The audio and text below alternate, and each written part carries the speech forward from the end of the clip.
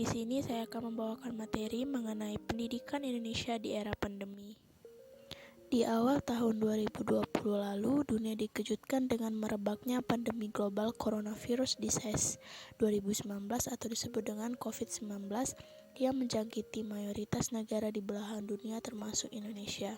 Virus ini dianggap serius dikarenakan berkembangnya sangat cepat, di mana dapat menyebabkan infeksi lebih parah dan gagal organ sehingga orang dengan masalah kesehatan sebelumnya lebih cepat mengalami kondisi darurat ketika terpapar virus ini. Berbagai upaya ditempuh pemerintah Indonesia untuk menekan penyebaran virus COVID-19 yang sangat cepat ini, termasuk dengan cara lockdown. Sehingga mayoritas kegiatan di beberapa lembaga, baik formal maupun non-formal, baik lembaga komersil maupun jasa dirumahkan, tak terkecuali lembaga pendidikan. Langkah ini ditempuh untuk menghindari kerumunan yang merupakan salah satu penyebab utama penyebarannya. Pendidikan di masa COVID-19, lembaga pendidikan termasuk sekolah mau tidak mau harus beradaptasi, di mana kegiatan belajar mengajar tidak lagi dilakukan secara tatap muka atau disebut dengan luring, namun lebih menekankan pada pembelajaran jarak jauh yang disebut juga dengan daring yang cenderung memanfaatkan teknologi khususnya teknologi informasi sebagai medianya.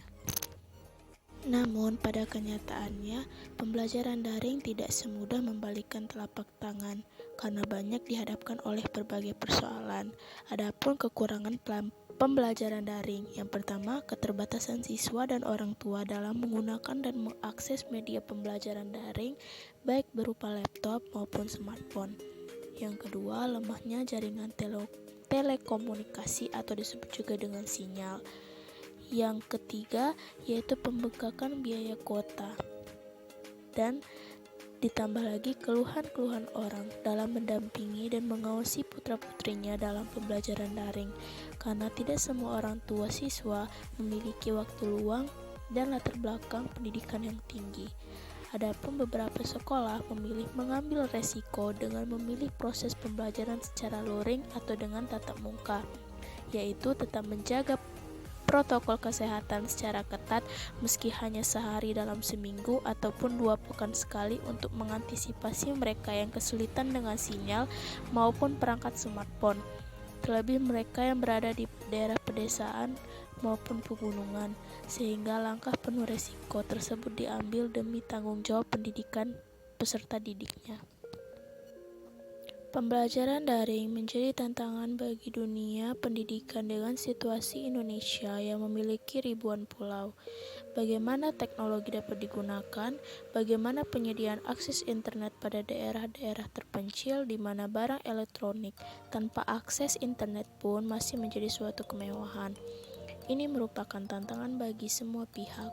Saat ini kita harus bekerja keras bersama bagaimana membawa teknologi menjawab permasalahan nyata yang terjadi pada mahasiswa dan pelajar yang kurang beruntung dalam hal ekonomi maupun teknologi yang berada di daerah-daerah terpencil. Kondisi pandemi COVID-19 juga memaksa para pemangku kebijakan di bidang pendidikan untuk dapat menyesuaikan diri dalam melaksanakan proses pembelajaran.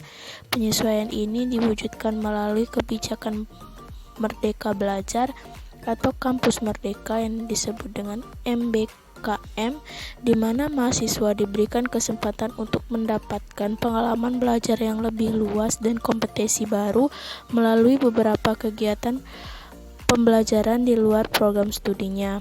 Adapun program-program pada masa pandemi yang dilakukan oleh Direktorat Jenderal Pendidikan Tinggi berupa relawan pengendalian COVID-19 atau disebut juga dengan Rekon, KKN tematik, mengajar dari rumah atau disebut dengan MDR, dan Permata Sakti.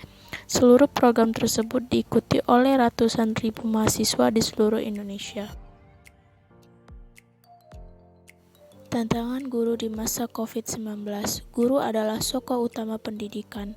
Kompetensi pedagogik, profesional, kompetensi kepribadian, dan kompetensi sosial adalah sebuah keniscayaan. Di masa pandemi COVID-19 ini, tantangan melaksanakan tanggung jawab keempat kompetensi tersebut. Guru dihadapkan dengan berbagai persoalan, mulai dari sulitnya beradaptasi dengan teknis pembelajaran daring, turunnya motivasi belajar siswa, kurang kerjasama orang tua siswa, sampai dengan membengkaknya biaya kuota. Meski dalam himpitan persoalan yang dihadapi, guru dituntut harus tetap profesional. Kompetensi guru harus terus ditingkatkan demi keberlangsungan proses pembelajaran dan tercapai tujuan pembelajaran itu sendiri. Tentunya ini menjadi tantangan besar bagi guru. Harapan bangsa ini kepada guru untuk dapat mengintensifkan pendidikan dan pembelajaran secara profesional dengan berbagai kompetensinya di tengah tuntutan untuk keluar dari himpitan keluarga, yakni kebutuhan dan kesejahteraan. Para guru diharapkan melakukan berbagai inovasi pembelajaran meski dalam kondisi yang cukup berat. Pendidikan di masa COVID-19 dapat membangkitkan ruh pendidikan kita. Di masa adaptasi kebiasaan baru pada masa COVID-19 ini dapat dijadikan momentum untuk kebangkitan pendidikan kita sekiranya seluruh pemangku kepentingan pendidikan di negeri ini saling bergotong royong.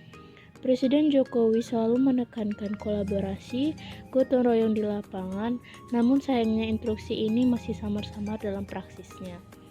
Ajaran Ki Hajar Dewantara tentang ing ngarsa sung tulada, ing madya mangun karsa, tut wuri handayani ini kita dapat praktikkan dalam pembelajaran kita dimanapun. Di depan memberikan teladan, di tengah memberikan semangat, di belakang memberikan dorongan. Tugas mencerdaskan dan membuat bangsa ini berkarakter itu bukan hanya Kementerian Pendidikan dan Kebudayaan, apalagi di masa COVID-19.